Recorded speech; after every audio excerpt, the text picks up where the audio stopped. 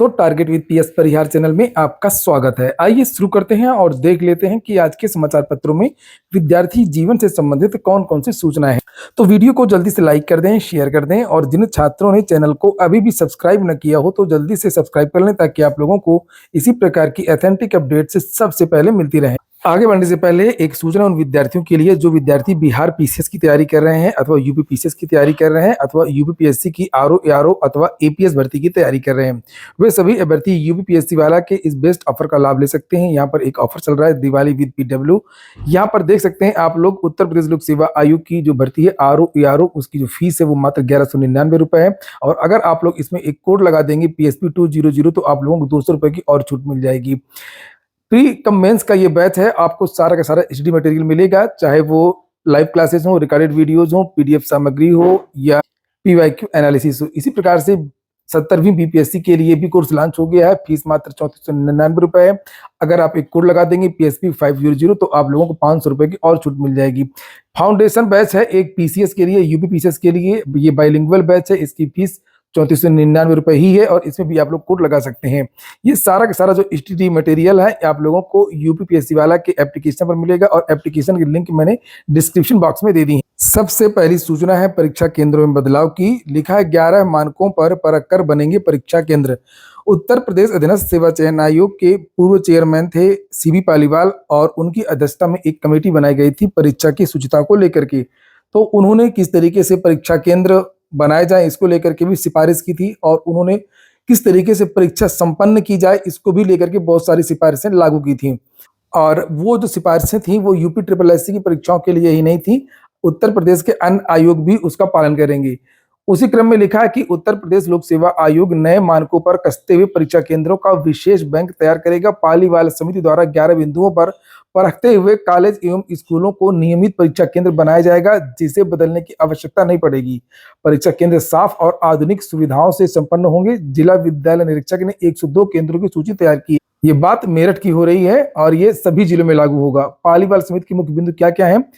कहा गया था कि परीक्षा केंद्रों के पास मजबूत बाउंड्री वाल होगी, सभी कमरों में सीसीटीवी, पुरुष व महिला अभ्यर्थियों का अलग अलग शौचालय होगा, जनरेटर, अभ्यर्थियों के बैग व मोबाइल रखने की अलग जगह, केंद्र तक पहुंचने की सुविधा और पास में पार्किंग स्थल अनिवार्य रूप से होना चाहिए। कौन कौन परीक्षा केंद्र बनेंगे, किस प्रकार के विद्यालय? यहाँ पर लिखा है पालीवाल समिति के तहत परीक्षा केंद्रों को A, B, C वर्ग में बांटा गया है और इसमें engineering college, polytechnic institute, CBSE और ICSE के साथ यूपी बोर्ड के स्कूल भी शामिल हैं। ट्रेन की गार्ड बोगी में 4 बर्थ दिव्यांगों के लिए आरक्षित होंगी। अब रेलवे ने गार्ड के डिब्बे में दिव्यांगजनों के लिए 4 बर्थ कोटा आरक्षित रखने के निर्देश दिए। इसके तहत प्रीमियम ट्रेनों, दुरंतो, राजधानी, शताब्दी एक्सप्रेस आदि में पावर जनरेटर कार को हटाकर लगाए जा रहे LSLR डिब्बों में यह व्यवस्था होगी। रेलवे ने बीती 8 नवंबर को सभी जोनल रेलवे को यह आदेश जारी किए।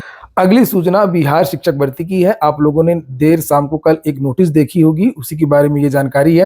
इसमें लिखा हुआ है कि दिनांक 10 नवंबर को एक सूचना प्रकाशित की गई है। उक्त सूचना के नोट में अंकित टिप्पणी अनारक्षित श्रेणी की रिक्ति केवल दिव्यांग अभ्यर्थियों के लिए उपलब्ध है को विलोपित किया जाता है और साथ ही शिक्षा विभाग की अधिसूचना संख्या 2041 दिनांक 11 नवंबर के आलोक में कक्षा 6 से 8 तक के विद्यालय अध्यापक के पद पर नियुक्ति हेतु न्यूनतम शैक्षणिक एवं प्रशैक्षणिक अर्हता में संशोधन किया गया है। तो ये इसमें 2 सूचनाएं हैं। एक तो ये कि उसमें जहां पर लिखा था कि जनरल की जो सीटें हैं वो रिक्तियां केवल दिव्यांग अभ्यर्थियों के लिए हैं, तो अब ये चीजें हटा दी गई हैं। इसमें लिखा हुआ विलोपित किया जाता है। तो अब इन पदों पर सामान्य वर्ग के कोई भी विद्यार्थी, अनारक्षित वर्ग के कोई भी विद्यार्थी अब इन पदों पर आवेदन कर सकेंगे। दूसरी सूचना ये कक्षा 6 से 8 तक के लिए जो वैकेंसी निकली थी उसकी योग्यता में बदलाव किया गया है। लिखा समाचार पत्रों के माध्यम से भी इसके बारे में जानकारी दी गई है और यहाँ पर देखिए लिखा हुआ है कि विभाग ने नई अधिसूचना में यह साफ किया है कि न्यूनतम 50% अंकों के साथ में BCA, ये देखिए ये जो विद्यार्थी मांग कर रहे थे, तथा प्रारंभिक शिक्षा में द्विवर्षीय डिप्लोमा, बीएड विशेष शिक्षा न्यूनतम 55% अंकों के साथ में अथवा उसके समकक्ष ग्रेड के साथ में MCA और 3 वर्षीय एकीकृत BEd MAd भी इस नियुक्ति के योग्य होंगे। इसके अथवा में राष्ट्रीय अध्यापक शिक्षा परिषद विनियम 2014 के तहत इंजीनियरिंग के स्नातक जिसमें विज्ञान और गणित की विशेषज्ञता हो तथा बीएड भी योग्य माने जाएंगे। अथवा बीएससी एवं बीएससी तथा बीएड को भी शामिल किया गया है। तो बात कक्षा 6 से लेकर के 8 तक के जो अध्यापक नियुक्त हो रहे हैं उनकी बात हो रही है। तो इसको आप लोग देख लें और इसके बाद में यहाँ पर देख सकते हैं लिखा है दूसरे चरण में 4,20,000 अभ्यर्थियों ने कराया रजिस्ट्रेशन। शिक्षक नियुक्ति के दूसरे चरण में शामिल होने के लिए 4,20,000 अभ्यर्थियों ने रजिस्ट्रेशन करवा लिया है और इनमें 3,50,000 ने फॉर्म भर दिया है। वहीं 1,49,000 ने अब तक शुल्क जमा किया है। मंगलवार तक बिना विलंब शुल्क के साथ में आवेदन करने की अंतिम तिथि है।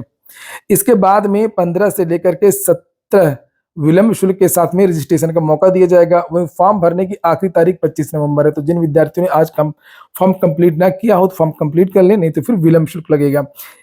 नीचे लिखा कि परीक्षा 7 से लेकर के 10 दिसंबर तक संभावित है और इस बीच शिक्षक नियुक्ति के दूसरे चरण में 10 साल की छूट अभ्यर्थियों को नहीं मिल रही है। पहले चरण में सभी अभ्यर्थियों को 10 साल की छूट दी गई थी और इसी वजह से अभ्यर्थी परेशान है। आयोग के सचिव रवि भूषण ने बताया कि शिक्षा विभाग के आदेश के अनुसार आवेदन लिए जा रहे हैं। किसी भी परीक्षा में एक बार ही उम्र सीमा में छूट दी जाती है। एक और सूचना है, लिखा 11,334 प्रधानाध्यापकों की भी भर्ती होगी।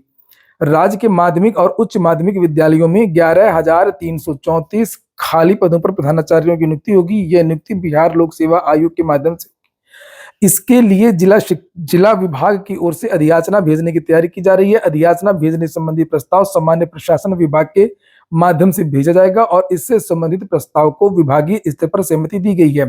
शिक्षा विभाग से मिली जानकारी के मुताबिक प्रधानाध्यापकों की कुल रिक्तियों में से 6,000 पद पुराने हैं, क्योंकि विभाग ने 6,441 पदों पर प्रधानाध्यापकों की नियुक्ति के लिए बीपीएससी को पूर्व में अधियाचना भेजी थी। उन पदों के विरुद्ध आयोग के माध्यम से 421 पदों पर ही चयनित प्रधानाध्यापकों की नियुक्ति हो पाई थी। तो बिहार सरकार ने चूंकि ये घोषणा की है कि वो इसी कार्यकाल में 10 लाख सरकारी नौकरियां देगी और उस दिशा में काम कर रही है। जानकारी निकल करके आ रही है कि बिहार से नई पुलिस कांस्टेबल भर्ती और नई दरोगा भर्ती का भी विज्ञापन विद्यार्थियों को बहुत जल्द देखने को मिल सकता है।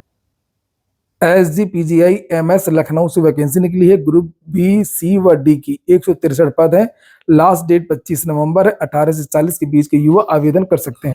स्कॉलरशिप के लिए 8 दिसंबर तक फॉर्म भरें। सामान्य पिछड़ा वर्ग, अनुसूचित जाति जनजाति और अल्पसंख्यक वर्ग के अभ्यर्थियों की सुविधा के लिए पूर्व दसम 9 और 10 कक्षाओं में छात्रवृत्ति के नए और नवीनीकरण के आवेदन की तिथि बढ़ाकर के 8 दिसंबर कर दी गई। अंतिम सूचना डीएलएड एडमिशन की है। लिखा है दूसरे चरण में डाइट की सीटें भरने की संभावना।